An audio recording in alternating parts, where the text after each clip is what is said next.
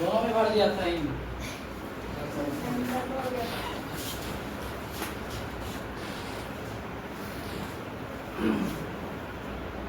कल हम बताए थे प्रेजेंट टेंस के कितने भेद हैं, 4 गो भेद बताए थे। तो 4 गो में से पहला भेद जो है वो है प्रेजेंट इंडेफिनिट। क्या है? Present indefinite tense. इसको हम लोग सिंपल प्रेजेंट टेंस भी बोलते हैं, सिंपल प्रेजेंट टेंस भी बोलते हैं। तो सबसे पहले क्या है कि इसको पहचानेंगे कैसे? कोई भी हिंदी का कोई भी वाक्य, हिंदी का कोई भी वाक्य इस टेंस में है तो उसको जो है पहचानने का नियम है, उस नियम के आधार पे हम पहचानेंगे। जैसे मान लो अगर हम 4 गो वाक्य तुम लोगों को बताते हैं, मैं घर जा रहा हूँ, मैंने खीर खाया है, वह जा चुकी है, मैं विद्यालय जाता हूँ। इस 4 गो सेंटेंस में प्रेजेंट इंडेफिनिट टेंस वाला कौन सा सेंटेंस है बताओ?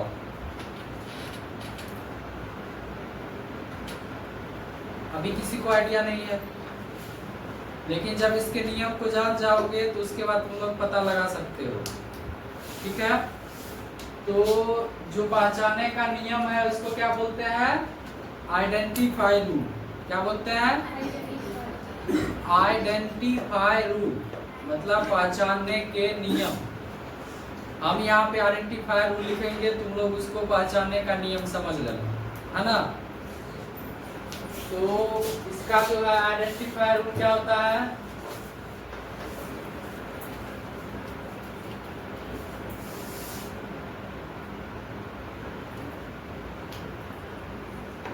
इसका आइडेंटिफाई रूल है जिस हिंदी वाक्य की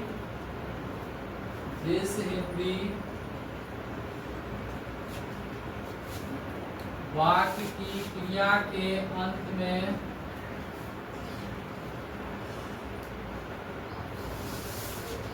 का है,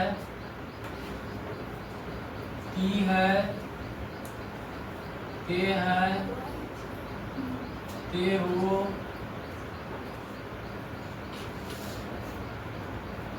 इत्यादि लगा रहे उसे प्रेजेंट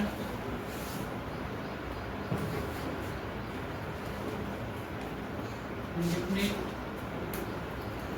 टेंस में माना जाता है।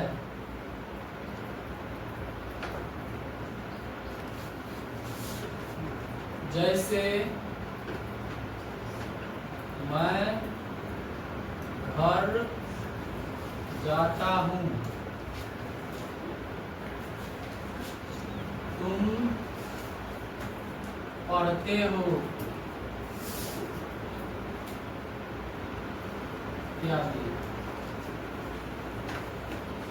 तो इसका आइडेंटिफायर क्या है? जिस हिंदी वाक्य की क्रिया के अंत में ता है, ती है, ते हो इत्यादि लगा रहे उसे प्रेजेंट इंडेफिनिट टेंस में माना जाता है।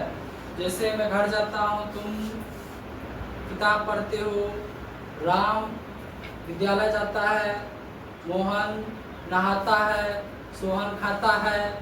इस तरह का जो भी है ता है, टी है से अंत होने वाला है, कुछ चीजें हैं जिसको ध्यान देना है। जैसे मुझे छाता है, मुझे छाता है, ये आएगा इसमें। मुझे खाता है, खाता का मतलब बैंक अकाउंट है, मेरे पास बैंक अकाउंट है, ये लो पासबुक, मुझे खाता है, तो ये वाला इसमें नहीं आएगा। मुझे छाता है ये भी नहीं आएगा। छाता यहाँ पे क्या है? अम्ब्रेला मेरे पास है, वो कोई वर्ब नहीं है। आगे बात समझ में? ठीक है, मुझे जाता है, जाता कौन सा? ये वाला, तो ये भी नहीं आएगा इसमें। इस तरह का वाक्य जो वर्ब नहीं है वो इसमें नहीं आएगा। जो वर्ब है और वर्ब अंत हो रहा है ता है, ती से गाता, जैसे रोता, सोता, खाता, पीता, ये सब चीजें जो है ये इसमें आएगा। ठीक है, तो अब तो तुम लोग आसानी से पहचान जाओगे। अब अगर हम 4 गो सेंटेंस दे और तुम लोगों को पूछे कि कौन सा प्रेजेंट इंडेफिनिट टेंस का है, तुम लोग बता सकते हो। जैसे जैसे मैं खा चुका हूँ, है नहीं है। मैं घर जा रहा हूँ, है नहीं है। मैं किताब पढ़ता हूँ, है। मैं घर जाऊंगा, नहीं है। 4 को सेंटेंस बताए, एगो है, तुम लोगों को पता चल गया। थोड़ा देर पहले तक क्या था, नहीं पता था। वही एगो कहावत नहीं है, सब धन 22 पसेरी, यही वाला है। अब पता चल रहा है। तो अब तो सेंटेंस को पहचानना आसान हो गया है। अब इसको बनाएंगे कैसे? अब देखो, कोई भी हम बताए थे कि एगो टेंस में 4 तरह का 5 तरह का सेंटेंस मिलेगा, 5 तरह का वाक्य मिलेगा। एफर्मेटिव सेंटेंस का अलग रूल है, नेगेटिव सेंटेंस का अलग रूल है, इंटरोगेटिव सेंटेंस का अलग रूल है, WH क्वेश्चन का अलग रूल है, ठीक है। और इंटरोगेटिव निगेटिव कभी कभी एक साथ भी आ जाता है। जैसे क्या मैं नहीं पढ़ता हूँ, ये इस तरह का वाक्य जो है ये इंटरोगेटिव निगेटिव साथ आया। मैं नहीं खाता हूँ, इसके बनाने के अलग से नियम है, ठीक है। तो अब जो है तुम लोगों को नियम सीखना है, कैसे बनाएंगे इस तरह के वाक्य को। देख के तो पहचान जाएंगे कि कौन सा इसमें आएगा, इस टेंस में आएगा। अब देख के पहचानना आसान है कि नहीं है? आसान है ना? आसान है। अब बनाने का नियम, अनुवाद का नियम सीखना है, ठीक है। इसको पहले नोट डाउन करो।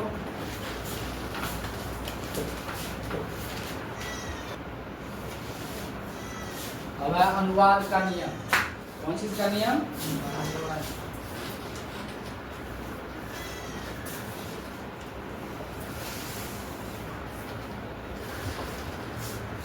अरे इसको तो हम हिंदी में लिख दिए, इसका अंग्रेजी होता है ट्रांसलेटिंग रूल। ट्रांसलेटिंग, चलो कोई बात नहीं। अब इसमें देखो क्या है कि हम बताए थे कि 4 तरह का सेंटेंस देखने को मिलेगा।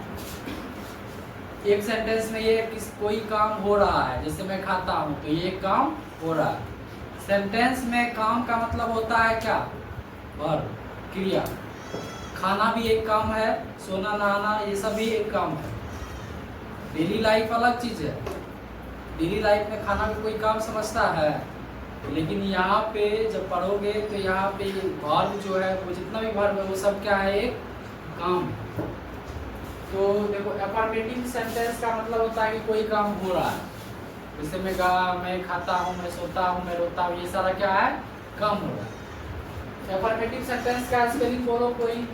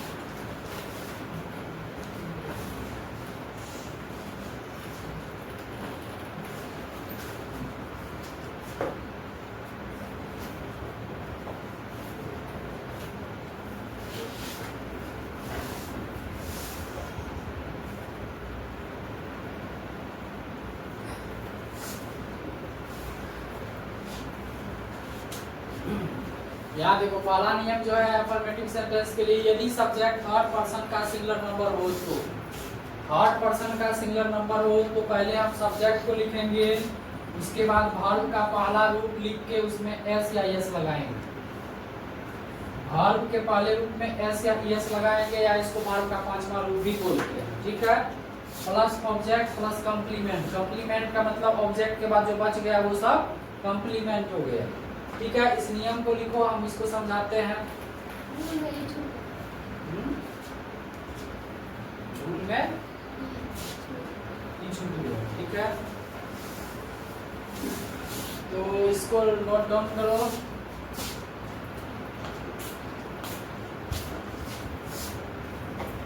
जैसे राम गाता है,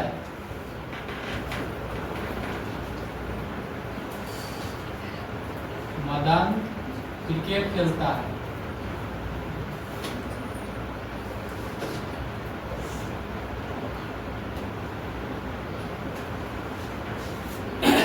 सबसे पहले ये बताओ कि ये दोनों प्रेजेंट इंडेफिनिट टेंस में है या नहीं है? इसका कारण क्या है? सेंटेंस के अंत में ता है, ठीक है। तो अब जो है इसमें सब्जेक्ट कौन है? इस सेंटेंस को लेते हैं, इसमें सब्जेक्ट क्या है? राम। कौन है सब्जेक्ट? जो कुछ करता है वही सब्जेक्ट होता है। तो कौन गाता है?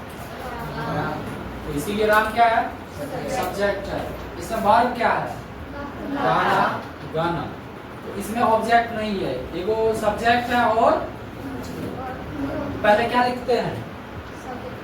सब्जेक्ट लिखते हैं, तो राम लिखेंगे पहले। और जानते हो कि नाम का पहला अक्षर कैपिटल लेटर होता है, इसका भी ख्याल रखना। अब सब्जेक्ट के बाद हम वर्ब लिखते हैं। वर्ब का पहला रूप नहीं लिखेंगे, इसमें एस या एस लगा के तब लिखेंगे, ठीक। तो गाना का इंग्लिश क्या होता है? सॉन्ग मतलब गीत होता है, सिंग होता है। लेकिन इसमें क्या करेंगे? एस या एस दोनों में से एक लगाएंगे, दोनों नहीं लगा देंगे। तो इसमें क्या लग रहा है? एस लग रहा है कि एस लग रहा है? सिंगुलर टू प्लूरल का नियम है, कहाँ एस लगता है कहाँ एस लगता है। नहीं, तुम लोग तो वहां तक पहुंच नहीं पाए हो, पहुंच से दूर है तुम लोग को। तो यहाँ पे एस लगेगा, क्या लगेगा? राम सिंग्स, ठीक है, समझ आ गया। और मदन क्रिकेट खेलता है, तो इसमें सब्जेक्ट कौन है? कौन खेलता है? मदन खेलता है, तो मदन हो गया सब्जेक्ट। क्या करता है? खेलता है, तो खेलना हो गया इसमें। और किसको खेलता है? क्रिकेट को खेलता है, तो यहाँ पे क्रिकेट हो गया ऑब्जेक्ट। तो सबसे पहले क्या लिखा जाता है? सब्जेक्ट। सब्जेक्ट को लिख देंगे, इसके बाद वर्ब का पांचवा रूप लिखा जाएगा। वर्ब का पांचवा रूप लिखा जाएगा, तो खेलना का प्ले होता है, क्या होता है? लेकिन इसमें एस लगेगा, ठीक। उसके बाद क्या खेलता है? क्रिकेट। इसमें एक क्यों नहीं लगाए हम? क्रिकेट को गिन के खेलता है नहीं ना, इसीलिए ये नहीं लगा। अगर राम आम खाता है, इसका कैसे बनेगा? राम आम खाता है कैसे बनेगा?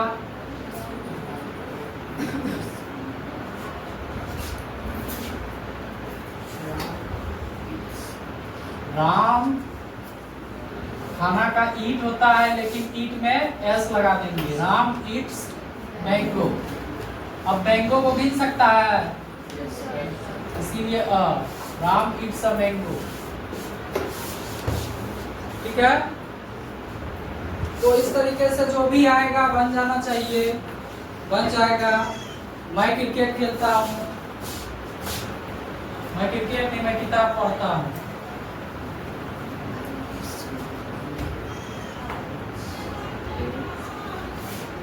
मैं किताब पढ़ता हूँ।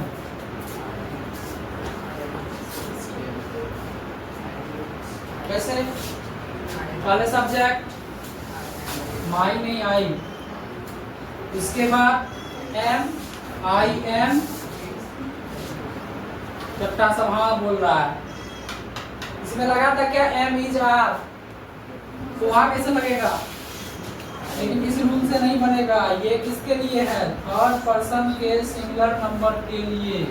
लेकिन आई जो है वो थर्ड पर्सन का सिंगुलर नंबर नहीं है, तो कैसे बनेगा?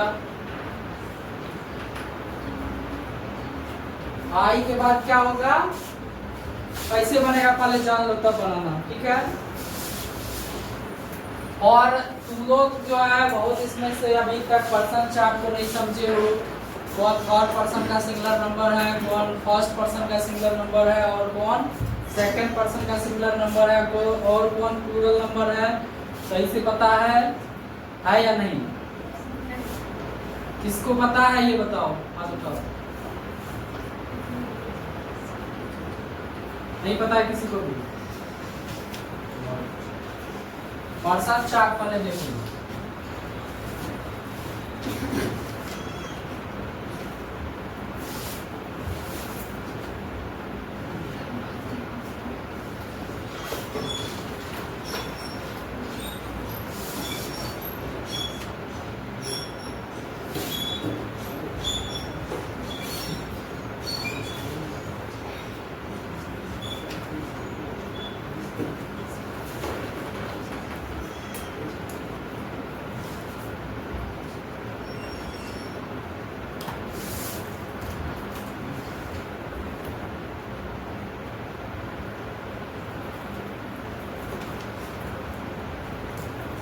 तीन तरह का पर्सन होता है, फर्स्ट,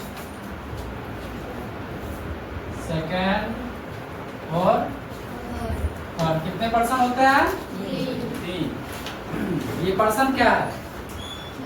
पर्सन क्या है? पर्सन इसको हिंदी में पुरुष बोलते हैं। पुरुष का मतलब खाली पुरुष नहीं हो गया, पुरुष महिला दोनों आता है इसमें, ठीक है। फर्स्ट पर्सन हो गया बोलने वाला। आदमी अगर अपने बारे में बोलने लगे तो क्या सब बोल सकता है? जैसे हम किसी काम को एक्सप्लेन करेंगे, हम कहीं जा रहे हैं तो उसको कैसे बोलेंगे? अगर हम केवल अकेले हम जा रहे हैं तो क्या बोलेंगे? मैं पतरघाट जाता हूँ। मैं क्या बोलूँगा? मैं। अगर हम अकेले नहीं है, एक से ज्यादा है, तो हम बोलेंगे। क्या बोलेंगे? हम बोलेंगे, हम लोग बोलेंगे, हम सब बोलेंगे, यही सब बोलेंगे। यही सब नहीं बोलेंगे, हम दोनों, हम लोग, ठीक। तो यहाँ पे फर्स्ट पर्सन का सिंगुलर नंबर हो गया आई। क्या हो गया? और प्लूरल नंबर हो गया वी। अब सेकंड पर्सन हो गया सुनने वाला। तुम सड़क पर जाओ, तुम दोनों सड़क पर जाओ, तुम सब सड़क पे जाओ, तुम लोग सड़क पे जाओ। यहाँ पे बोल कौन रहा है? हम बोल रहे हैं। सुन कौन रहा है? तुम दोनों, तुम लोग, यही सब सुन रहा है। तो सेकेंड पर्सन का सिंगुलर नंबर भी यू और प्लूरल नंबर भी यू। अब आ गया थर्ड पर्सन, इसी का चर्चा हो रहा था यहाँ पे। थर्ड पर्सन का मतलब होता है जिसके विषय में कहा जाए। अगर सिंगुलर है तो वह, यहाँ पे मान लो कोई है या नहीं है, हम बोल रहे हैं, तुम लोग सुन रहे हो। बोलने वाला हो गया फर्स्ट पर्सन, सुनने वाला हो गया सेकंड पर्सन। और जिसके विषय में हम कहेंगे, इसके विषय में कहे, बोलो इसमें से कौन एब्सेंट है? मोहन मूर्ख है। अगर ऐसा बोलते हैं, मूर्ख है कि नहीं है ये हम पुष्टि नहीं कर रहे हैं। हमारी बात समझ लो। अगर मोहन वीडियो देखेगा तो बोलेगा हमको मूर्ख बोला जा रहा है ना। तो यहाँ पे जिसके बारे में, चलो मोहन के बदला सोहन बोलते हैं, सोहन मूर्ख है। तो सोहन यहाँ पे है, लेकिन उसके बारे में बोला गया, एक आदमी के बारे में बोला गया सोहन। तो यहाँ पे सोहन थर्ड पर्सन, वह मूर्ख है, वह जो है वो भी थर्ड पर्सन। और वह दो तरह से होता है, एक होता है ही और एक होता है सी। फीमेल के लिए सी और मेल के लिए ही। और किसी का नाम सिंगल, मोहन, रतन और नंदनी, चांदनी, मधु, माला, पता नहीं क्या क्या सब, सिंगल नेम अगर आता है तो वो थर्ड पर्सन का सिंगुलर नंबर होता है, ठीक है। अगर एक से ज्यादा नाम आ जाता है तो वो थर्ड पर्सन का प्लूरल नंबर होता है। तो यहाँ पे थर्ड पर्सन का सिंगुलर नंबर क्या हो गया? ही, सी, इट भी ले सकते हैं। और नेम, नेम मतलब एक नाम, नेम का मतलब एक नाम। और प्लूरल नंबर क्या हो गया? दे और नेम्स। नेम्स का मतलब एक से अधिक नाम, ठीक है। तो ये जो थर्ड पर्सन का सिंगुलर नंबर है यही इतना, ये वाला रूल नंबर 1 जो है केवल उतना पे ही लागू होगा, केवल उतना पे ही लागू होगा। किसी एक नाम पे लागू हो सकता है, ही पे लागू होगा, सी पे लागू होगा, इट पे लागू होगा। जैसे वह घर जाती है, वह घर जाती है का कैसे बनाओगे तुम लोग? वह घर जाती है, वह घर जाती है। सेंटेंस से पता चल रहा है कि फीमेल के बारे में बोला जा रहा है, तो यहाँ पे ही नहीं होगा, सी होगा। तो सी हो गया। इसके बाद सब्जेक्ट के बाद क्या आता है? वर्ब। और वर्ब का 5वां रूप या एस या यस बोल दो। जाना का क्या होता है? गो। इसमें यस लगेगा, उसको गोज बोलेंगे। क्या बोलेंगे?